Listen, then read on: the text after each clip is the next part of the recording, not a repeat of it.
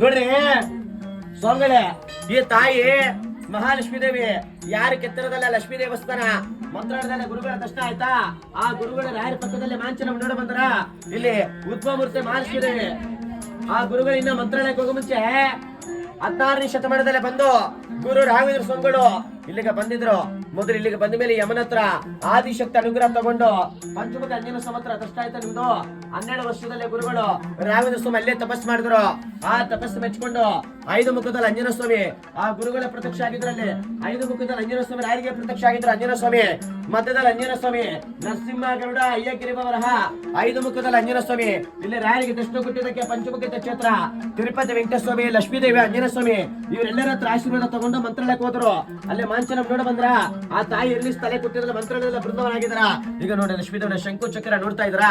ಶಂಕು ಚಕ್ರ ಉದ್ಭವ ಮೂರ್ತಿ ಮಹಾಲಕ್ಷ್ಮೀದೇವಿ ಯಾರಿಗೆ ಎತ್ತರದಲ್ಲ ಒಡಬರದಂತ ಮಹಾಲಕ್ಷ್ಮೀದೇವಿ. ಎಲ್ಲರ ಆರ್ತುಗಳ ಮಂಗಳಾರತಿ ತಗೊಳ್ಳಿ.